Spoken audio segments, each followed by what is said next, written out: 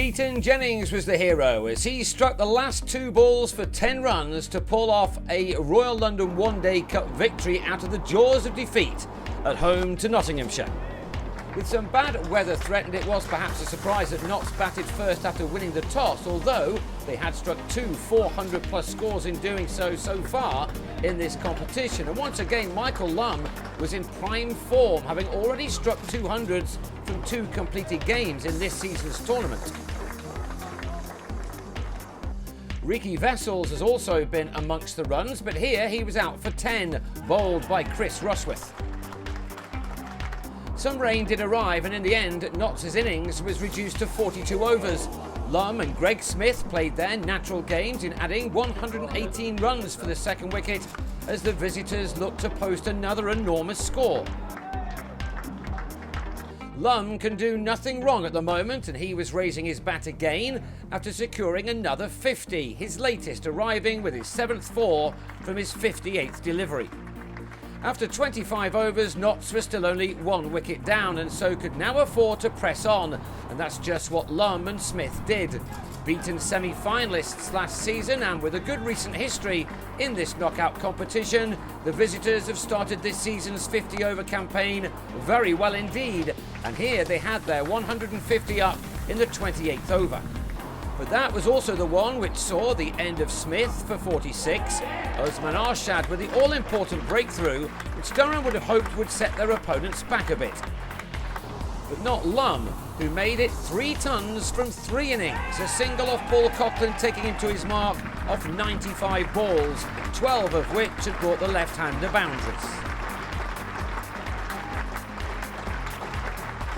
But he didn't last much longer on this occasion. Coughlin hitting his stumps to send the former England man on his way for 105, he leaving with his side on 186 for 3, just inside the last 10 overs. A quiet 3 overs then followed before Dan Christian went after Scott Borthwick with the first 6 of the innings.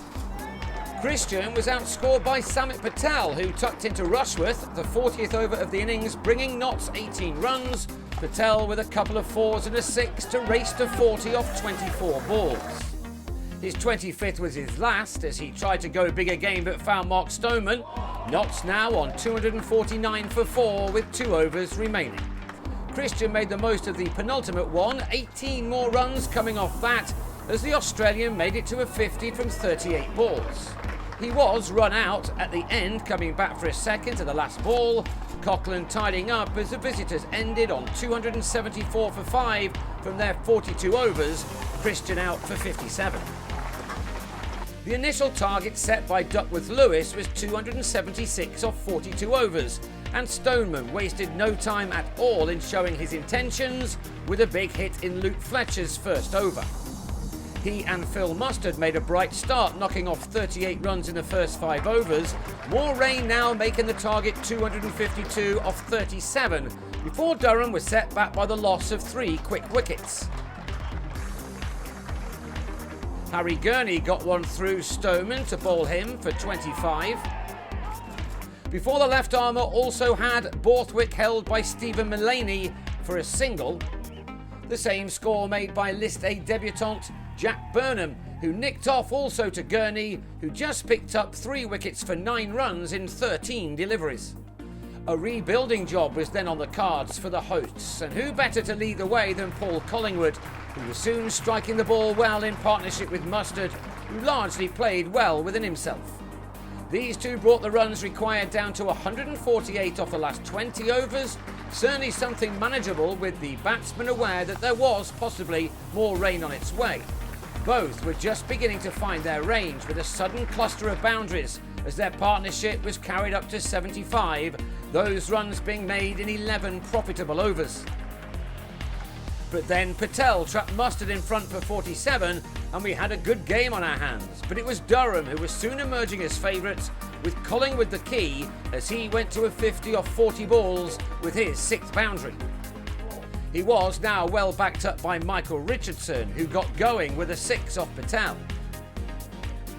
As we moved into the last 10 overs, 79 runs were wanted, but with Richardson timing the ball well and finding the gaps, it looked as if there would only be one winner here, and that would be the home team, as this pair took the total to 192 with 7.5 overs still left. But hang on a second, Collingwood, having made 69 off 65 balls, went after Patel but could only find Brendan Taylor, and then all of a sudden the boundaries dried up. Richardson got to his half-century off 42 balls, but then lost Coughlin at the other end for 11, with 22 now wanted off 16 balls, Gurney with his 4th wicket. Into the penultimate over, and 18 was still required. Jake Ball conceded only 3 singles off the first 3 balls, and then bowled Ryan Pringle for a couple. So we went into the last over to be bowled by the informed Gurney with 12 still wanted, and when Richardson holed out to Christian after making 64, 9 were still needed off the last 2 balls. Game over, surely.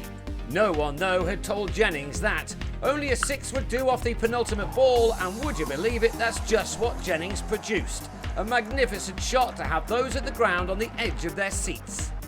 But 3 were still needed. In came Gurney, and Jennings hit the ball through mid-on for 4. It was an astonishing finish to a match which had ebbed one way and then the other. All money would have been on a 3rd defeat from 3 until Jennings' unbelievable intervention right at the death. So it was a 2-wicket win off the last ball of a thrilling contest. Durham now on the board. Now it's a return to T20 blast action and a trip to Northampton on Friday. Plenty of confidence will have been picked up from this epic victory.